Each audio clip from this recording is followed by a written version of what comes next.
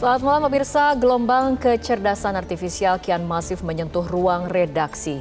AI kini dapat membantu insan pers mempercepat produksi berita dalam hitungan detik. Namun di balik kemudahan tersebut, jurnalisme dihadapkan pada ujian mendasar. Bagaimana menjaga empati, verifikasi dan integritas di tengah derasnya otomatisasi. Bersama saya Fitri Megantara, Top Issue Jurnalisme Empati di Tengah Tantangan AI.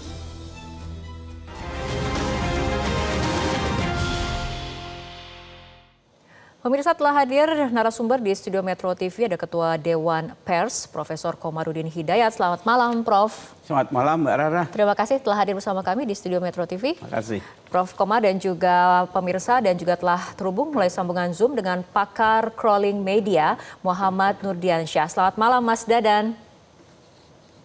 Selamat malam, Mbak Fitri. Salam sehat selalu. Baik, kita akan mulai diskusi dari Prof. Komarudin dulu. Prof, ini mengenai jurnalisme ini kan bukan sekedar memindahkan data, melainkan ada juga soal rasa, ada juga soal empati. Nah, batasnya seperti apa penggunaan AI yang bisa berdampak konsekuensi serius bagi penulisan berita menurut Anda? Iya, sekarang ini kita memang sulit untuk menolak jasa AI.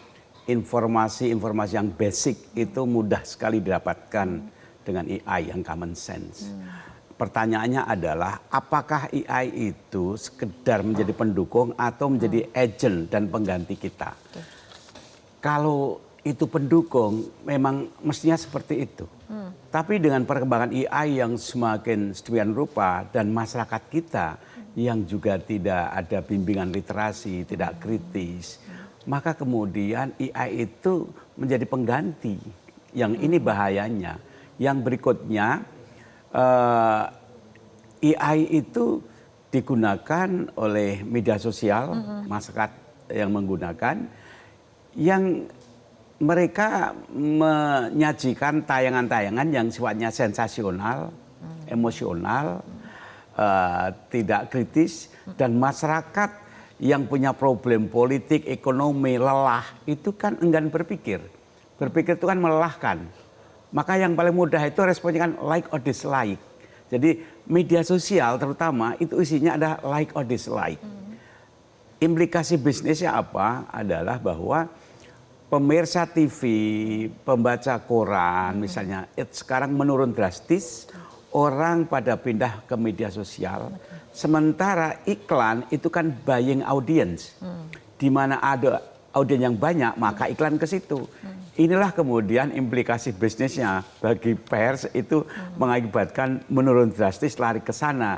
Nah sementara para YouTuber misalnya dia tahu betul yang bisa mengundang pemirsa yang banyak itu yang agak sensasional. Walaupun tidak akurat, karena semakin banyak follower berarti pundi-pundinya naik.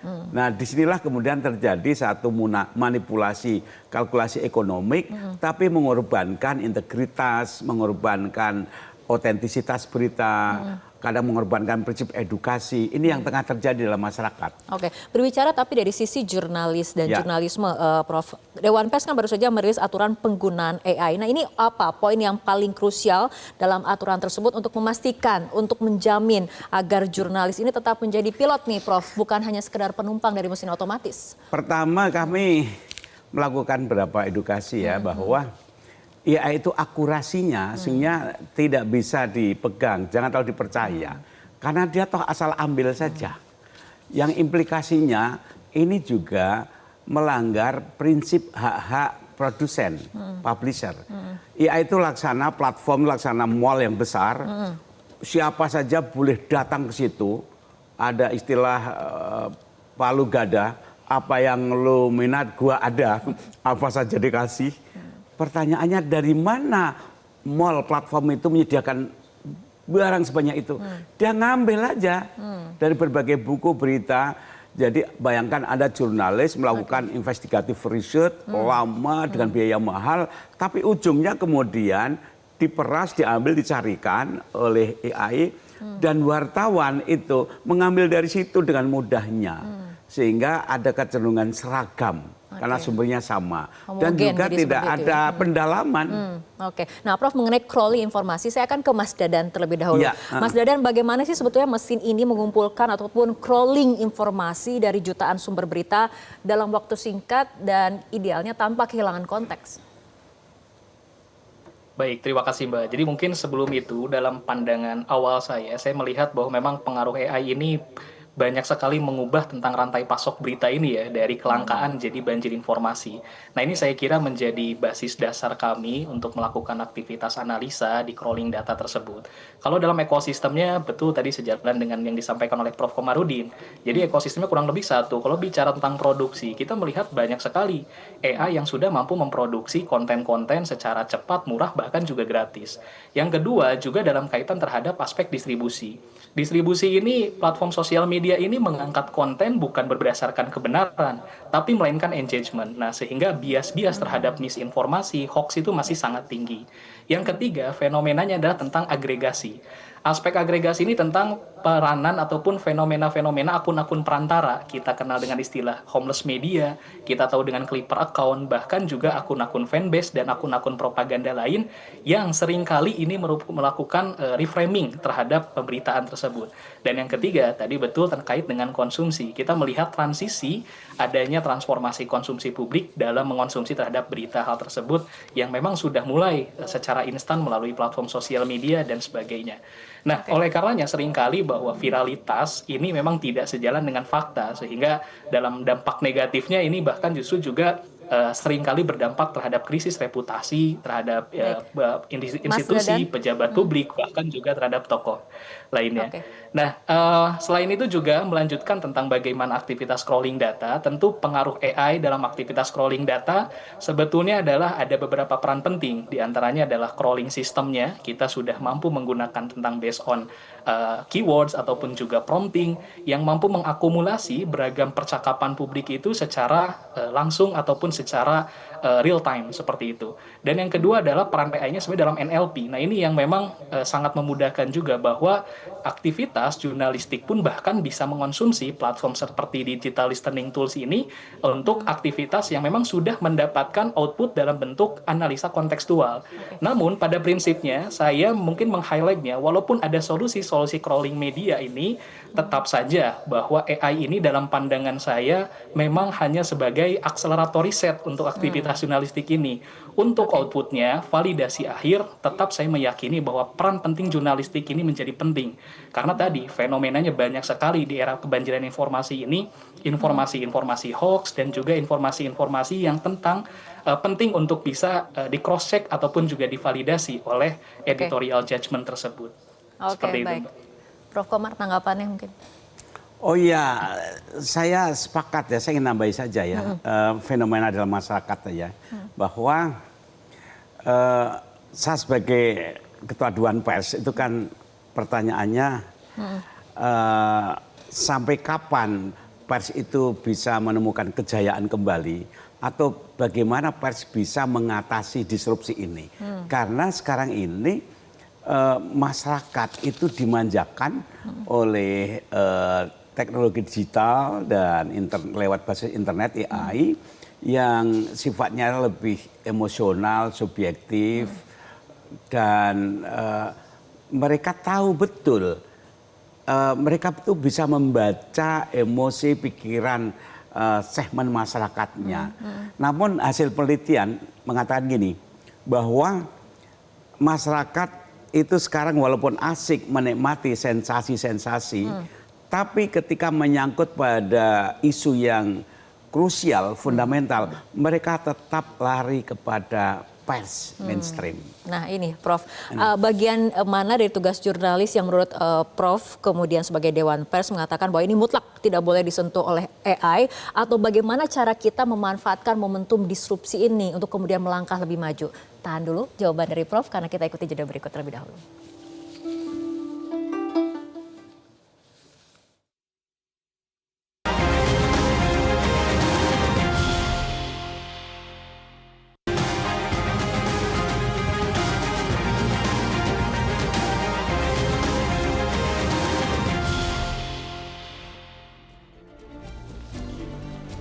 Pemirsa, kita akan lanjutkan kembali perbincangan Prof. Tadi mengenai pertanyaan bagaimana kemudian dari tugas jurnalis yang menurut Anda ini kemudian mutlak tidak boleh disentuh oleh AI, atau kemudian bagaimana cara kita memanfaatkan ataupun momentum disrupsi ini bisa dimanfaatkan dengan baik. Ya.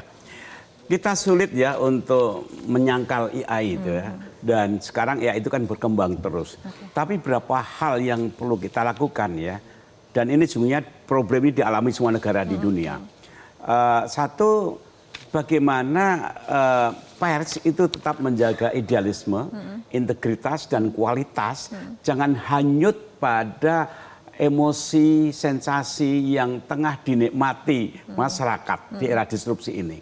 Yang kedua, saya berharap ya bersamaan dengan pemerintah intelektual, masyarakat memberikan literasi, itu lama-lama mereka juga akan mengalami satu anti klimaks, mulai kritis, mereka jenuh, sehingga akan menghargai kualitas informasi. Disinilah peran media mainstream itu menjaga integritasnya agar akhirnya mereka kembali kepada media mainstream sebagai referensi.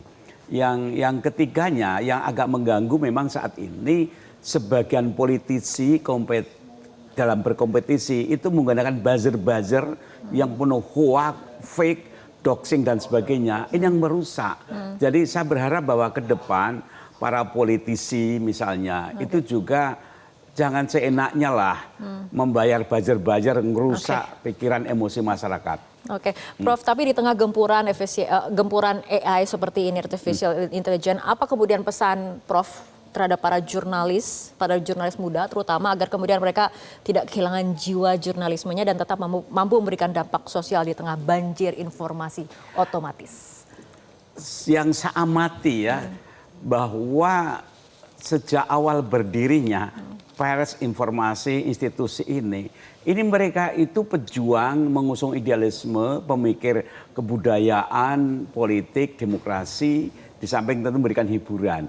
Nah, wawasan komitmen tentang kebudayaan dan politik demokrasi ini saya harap jangan ditinggalkan oleh para jurnalis. Jangan kemudian terbawa arus pada pemikiran yang sangat pragmatik semata untuk mengejar economic survival. Sayang sekali, dan dalam hal ini saya berharap pemerintah juga ikut peduli lewat Komdiji bagaimana membantu menghidupkan idealisme dan juga menyelamatkan bisnis informasi ini yang tengah kena hantaman dari AI. Oke, Mas Dadan, bagaimana pandangannya? Apakah kemudian sepakat dengan tadi pandangan dari Prof. Komar? Baik, ya saya kira sepakat ya untuk nanti ke depan dalam bentuk transformasi jurnalistik juga, bahwa kemajuan AI ini kan tidak dapat dihindari ya. Saya kira jadi tentu bentuk adaptasi dari aktivitas jurnalistik ini menjadi satu hal yang penting. Tidak hanya dalam aktivitas skill saya kira, tapi juga dalam memahami konteks landscape-nya. Landscape bagaimana perkembangan informasi saat ini, tadi tentang pengaruh adanya agregasi, akun-akun perantara, lalu juga perkembangan homeless media. Nah itu yang sangat mempengaruhi sekali dalam tingginya viralitas dan akhirnya membiaskan terhadap fakta yang sebenarnya. Nah, lalu juga yang menjadi penting saya kira untuk di-highlight bahwa penting untuk bagaimana para jurnalis ataupun juga hasil ya dari AI ini sebagai rujukan sumber utama, karena tadi menurut pandangan saya tetap penting editorial judgment, lalu juga peran untuk bagaimana menjaga etika, integritas terhadap validitas data itu tetap berbasis pengalaman. Sensitivitas itu pengalaman manusia. AI itu hanya sebagai rujukan riset awal, karena tadi dia bagaimana mengkompilasi, mengagregasi semua data yang ada, dia kompilasi dan menjadikan rujukan riset. Nah, yang menjadi penting adalah tentang bagaimana para jurnalis juga tentu harus beradaptasi tentang bagaimana harus memahami tentang prompt engineering, lalu juga fact-checking digital tools, lalu juga tentang perception framing skill, karena tadi banyak sekali sekarang pembiasan framing issue yang dilakukan dengan adanya kemajuan era teknologi saat ini, tadi pengaruh akun-akun buzzer, lalu juga pengaruh akun-akun clipper yang saat ini sangat banyak sekali membanjiri informasi di halayak publik, sehingga kembali bahwa pers harus tetap menjadi landasan, saya kira menjadi penting, landasan penting sebagai keyakinan ataupun juga kebenaran fakta terhadap berita yang dikonsumsi oleh publik. Seperti itu. Oke. Baik, kembali ke Prof. Komar, apabila misalnya ada berita ataupun buletin diproduksi dengan bantuan artificial intelligence, kemudian sebagai bentuk adaptasi juga seperti itu, Prof, sejauh mana sih sebetulnya media ini wajib menginformasikan bahwa hal tersebut kepada pembaca? Apakah ada label misalnya AI assisted atau seperti apa? Nah ini kami sedang mendiskusikan bagaimana publisher right itu terlindungi. Karya-karyanya itu diakui sebagai barang komoditas sehingga jangan seenaknya diambil, diolah-olah sehingga dirugikan. Dan kedua, di kampus misalnya, dosen itu sekarang kurang percaya pada karya makalah. Kalau dulu bisa nilainya 70%, sekarang mungkin 35%. Karena apa?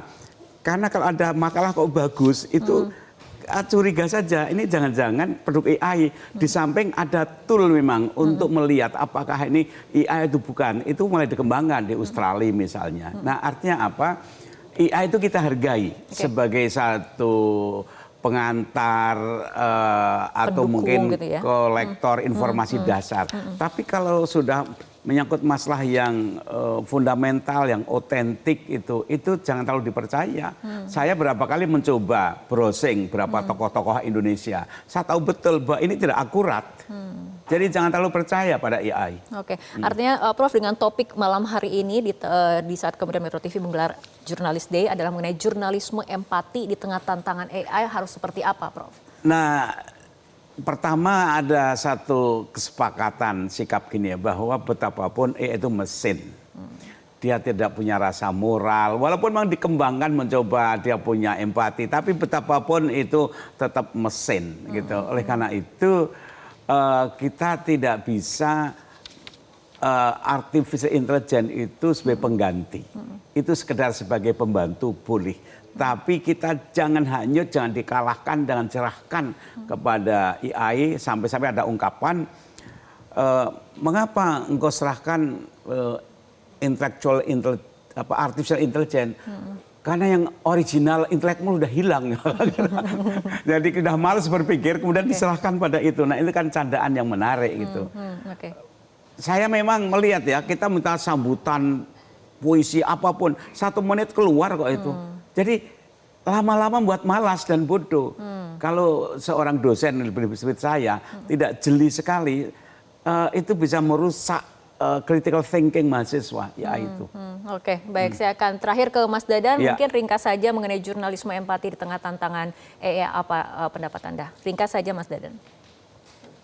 Baik, jadi pada dasarnya menurut pandangan saya adalah AI ini memang tidak bisa menggantikan peran jurnalis, tapi melainkan AI tadi mampu berperan dalam sebagai akselerator riset. Nah, dalam kaitan hal ini tentu juga saya menyadari bahwa pers ini sebagai pilar penting terhadap pemberitaan yang memang menyajikan tadi kebenaran dan validasi fakta yang sebenarnya. Karena di tengah era gempuran informasi penuh ketidakpastian saat ini, di era banyaknya misinformasi dan hoax, tetap masyarakat butuh konsumsi kebenaran dan juga fakta pemberitaan. Dan saya kira pilar dan fundamentalnya itu ada di dalam ekosistem pers ini, seperti itu. Oke, baik. AI tidak bisa mengganti peran jurnalis, pers pilar penting dalam pemberitaan. Seperti itu ya Mas Dadan. Mas Dadan juga Prof. Komar, terima kasih telah berbincang bersama kami malam hari ini dalam Top Issue. Pemirsa, AI mungkin akan semakin pintar dan cepat. Tetap insan pers dituntut untuk tetap bermakna, menjaga nurani dan merawat fakta. Saya Fitri Medantara, selamat malam, sampai jumpa.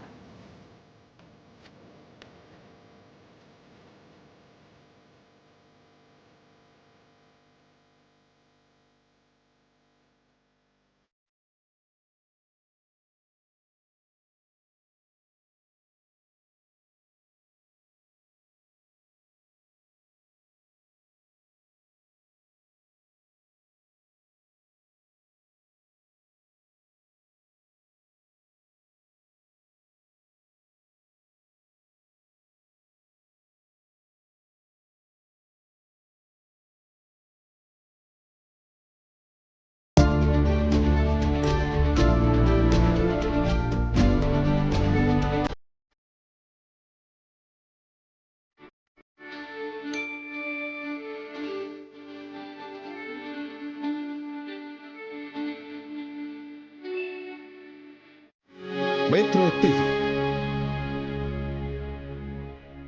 Jelajahi cara baru mendapatkan informasi. Download Metro TV Extend sekarang.